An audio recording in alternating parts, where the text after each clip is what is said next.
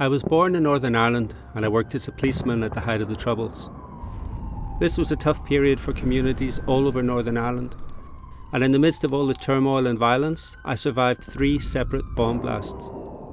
During the 3rd blast, I nearly lost my arm and the doctors told me afterwards that I really should have died. My elbow was shattered and the bottom half of my arm was just held on by flesh. The surgeons recommended that they amputate the arm, but I believed that God could restore it.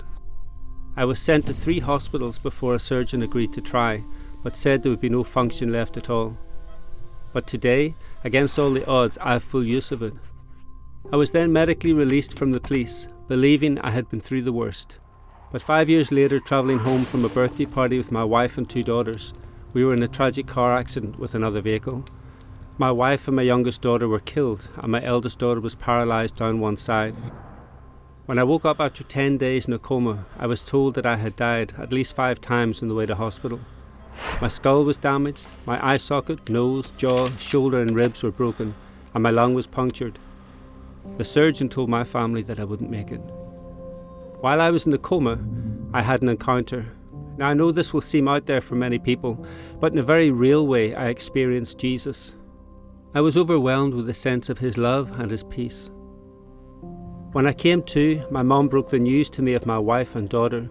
And to be honest, I just wanted to sink back into the coma, but hearing of my eldest daughter made me fight to survive and to heal. I cannot even begin to explain the depth of heartache that I experienced long after that day. The encounter I had with Jesus didn't fix everything, or give me all the answers, but it did make a difference in 2 crucial ways. I came to know that Jesus is present in my suffering, and through the full restoration of my body and my little girl, I came to know that God was bigger than my suffering. 5 weeks to the day after the accident, I was walking side by side with my 4-year-old girl, and we were both on a journey towards hope and restoration.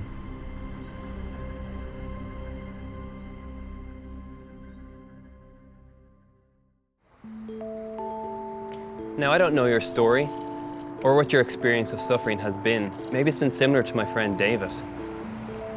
From my experience though, people with the best of intentions can say the worst thing. Like maybe you've just had a bad breakup and someone will say, "It's grand, you'll get over it. There's plenty more fish in the sea."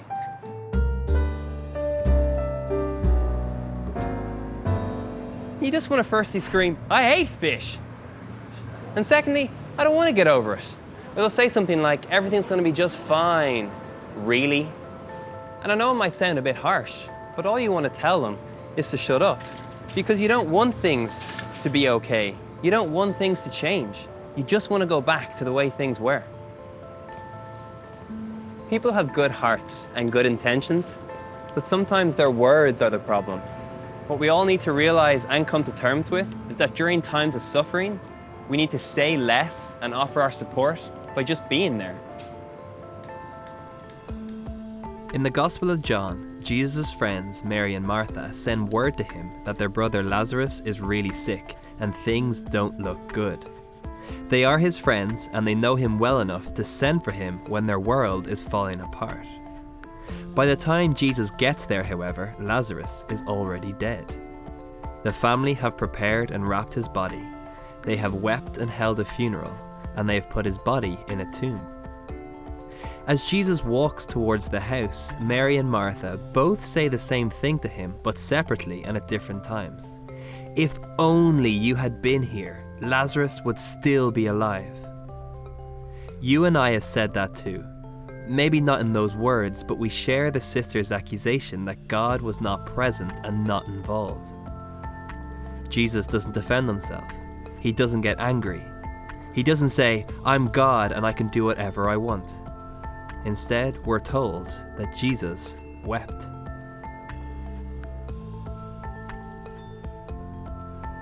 Now, if you've heard of Lazarus or know of his story, you'll know that Jesus goes on to raise him from the dead.